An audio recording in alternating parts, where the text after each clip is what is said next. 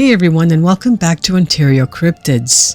Today I will be sharing 4 great encounter stories. But first, I would like to say that the OC store is offering free standard shipping on all products for the next 4 days.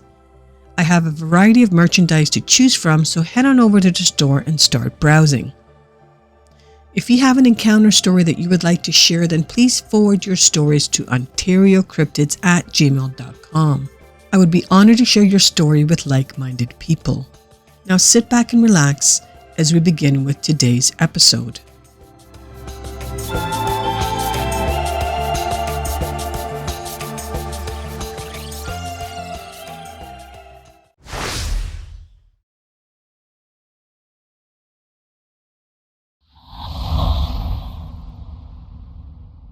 This first one takes place in December of 2021. We're going to be heading to Franklin County, Kentucky, and the closest town city is Frankfort. I live in Kentucky. One night in December of 2021, I was running along a rural road just a couple of miles from my house. It was around 9 p.m. and completely dark. In the distance, I started to see a large figure. The only reason I could even barely see it was because of the full moon that night. At first, I just ignored it and I thought it was either a small tree or my mind was playing tricks. As I got closer, I could tell there was definitely something massive standing there, and it started to make me feel anxious, but I kept running and I assumed it was just a bush. I got to probably 20 or 30 feet from it when I heard it stomp and growl at me. I immediately stopped where I was and I tried to shine my flashlight at it, but the flashlight was so weak to reach that far. It would only reach the ground just a few feet in front of me. I wasn't able to see it with much detail, but I could tell it was about 6 to 8 feet tall and very furry. I have never felt so much fear in my life. I slowly started to back away, but I didn't want to run because I was afraid I would startle whatever it was and cause it to charge at me. As I was backing away, it growled a few more times, then retreated back into the woods. The growl wasn't even that loud, just very deep. My legs were like jelly my whole way back home, and I could barely run because I had such a massive adrenaline rush and my body felt drained. I have no clue what I saw that night, and I haven't ran at night since then. I won't even run down the road during the day anymore.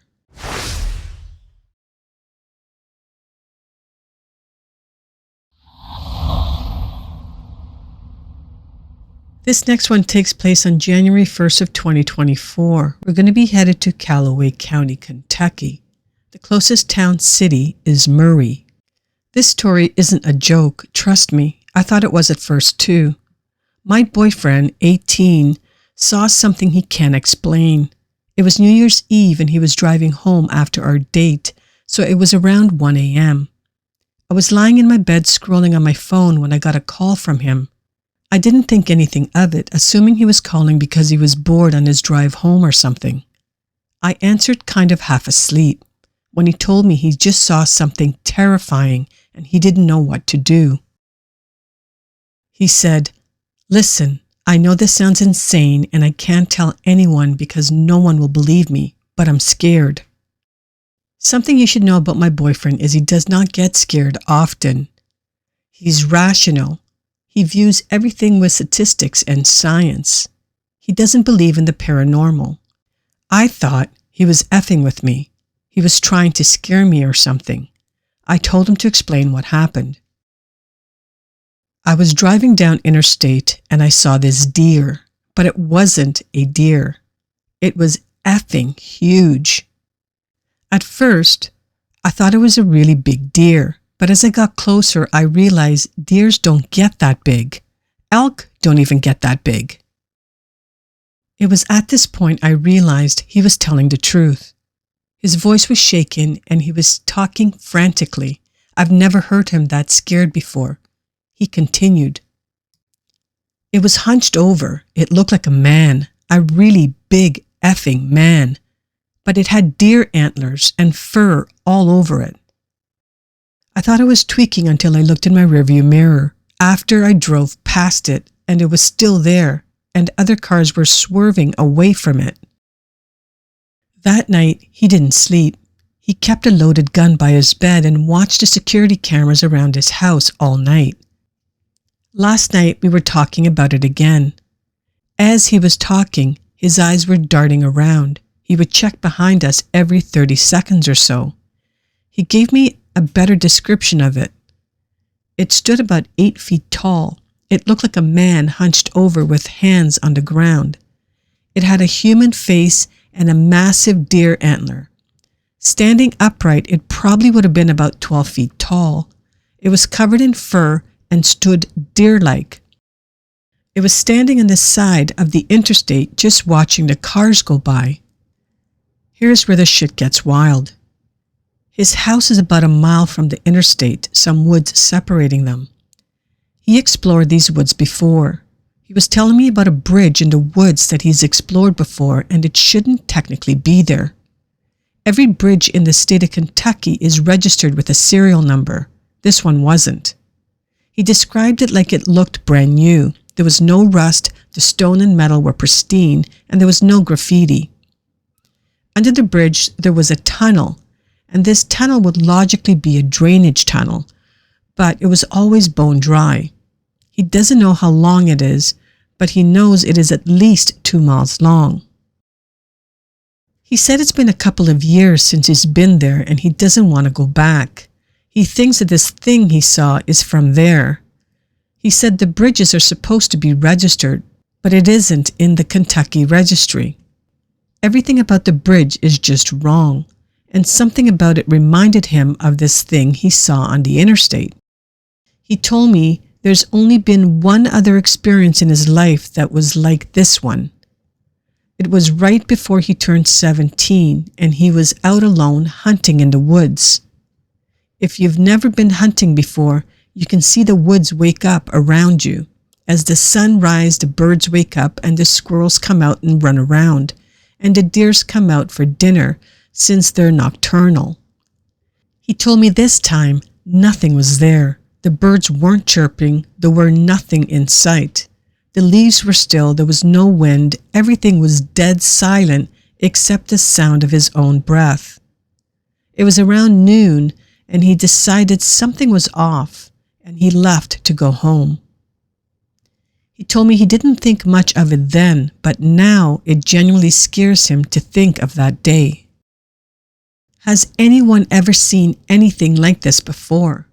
I don't know if it was a Wendigo or someone pulling a prank, but I know I've never heard my boyfriend sound like that before. I believe him. I believe there was something there that night that is unexplainable, and I need someone to confirm we aren't crazy. I need some sort of explanation.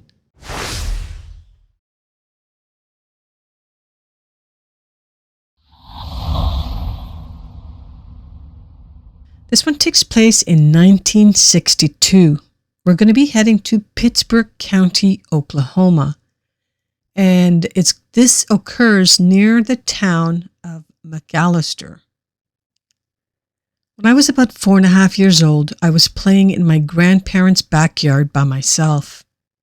It was a newer construction home on the southern outskirts of McAllister. This was around 1962. The edge of their yard backed up to the woods and tall trees. One day, a large flock of birds flew out of the trees. I looked at where they came from, and I saw a large face and eyes staring at me from way up in the trees. Then I realized it was standing on the ground, obscured in the brush, but I could make it out as a very large, tall, hairy-looking creature. I screamed bloody murder and I ran in the house. I told my mother and she told me I imagined it. She even offered to go outside and show me there was nothing there. I became hysterical at the idea and she sent me to bed telling me I was tired and imagining things. I had nightmares for months and I refused to be in that backyard alone again, and I never went close to the edge of the yard. Years later, as a teenager, I learned about Bigfoot reports in the Northwest. When I saw the drawings, I told my mom, that is what I saw. She still didn't believe me, saying that we didn't live in the Northwest. Recently, I saw something about Bigfoot reports in Oklahoma and sightings. My mother had almost convinced me that I imagined it, but I know I saw something that I've never seen again.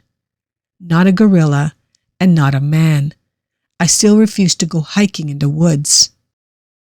Have there been other reports in Oklahoma area way back in the 50s and 60s? I've tried to find information, but nothing comes up.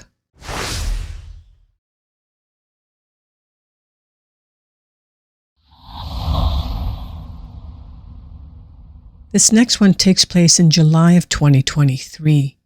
We're going to be heading to Shasta County, California, near the Big Bend on the Pitt River.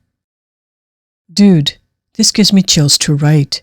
My two best friends and I were on a fly fishing trip through Oregon, Rogue River, and back down through Northern California on the Pitt River near Burney Falls. Like 20 miles down a dirt road. We were so deep in the woods that we were so spooked the next morning that my two best friends and I didn't talk the whole way home. We were fishing this canyon for like 8 to 9 hours, and honestly, it just felt off the whole day. We returned to camp. We were about to make food at about 7 p.m.-ish. It was July, so it was still light. We had a campfire when we heard some branches breaking and rustling. Then, out of nowhere, there was this roar, like no animal can make. It shook our chest, it was so loud. It was guttural. It was not a mountain lion or a bear. Then a full-size buck gets tossed into our campsite, sliding on its side, and then crashes through our campfire, and just kind of hangs out with us for a second. We looked to the tree line, maybe 20 feet from us, where the deer came from, and there was an effing beast. I don't know what it was, but it was not a bear. It was, I can only describe it as a Bigfoot. It was an 8 to 9 feet, maybe 10, tall gorilla, but just the way it stood. You could tell that it walked on 2 feet and didn't use its arms like a gorilla. There was another fly fishing group down the way, and they ran over and were like, "Holy F, did you see that thing?" We were all trying to talk ourselves out of what we just saw. We combined campsites, and me and my two friends slept in the same tent, even though we had our own. The next morning, we were packed up and walked to the truck, and the deer was lying there completely gutted, ribs split open. We bounced, and the whole 4-hour drive home just felt so scary. Like, even at the gas station, we would not leave each other's side. That's going to wrap things up for this week, but what awesome encounter stories. I don't even know where to begin. It is unfortunate that parents quickly brush off their children's explanation of what they have seen when they tell them that they've seen a big hairy man or whatever their experience happens to be. I think we need to pay more attention to what they are saying that they're seeing and maybe investigate it before you brush off their claims. But what can you say about the guys who saw the deer come flying through their campsite other than what an awesome experience? And that deer was not in any hurry to leave. The runner definitely came across a Sasquatch, and the boyfriend seems to have come across a Wendigo. If we listen to his description one more time, he says, it stood about 8 feet tall. It looks like a man hunched over with his hands on the ground. It had a human face and massive deer antlers. Standing upright, it probably would be about 12 feet tall. It was covered in fur and stood deer-like. That sounds like a Wendigo to me, but what do you think about these 4 encounter stories? If these stories jarred your memory of something you may have encountered, then please forward your stories to OntarioCryptids@gmail.com. I would be honored to share your story on this channel. Now, let's thank the current OC members. And if you want to learn more about the OC membership on this channel, please head on over to the Communities tab on my channel to learn more. The current members are Jim, Teresa, Elizabeth, and Joe. Thank you guys for all your support. I truly appreciate it. Before I let you guys go, don't forget to take advantage of the free standard shipping for the OC store for anything that you purchase. So head on over to the store and see what's available for you.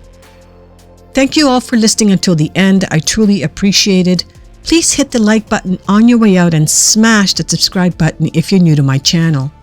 Have yourselves a great weekend, and we'll see you all next week right here on Ontario Cryptids.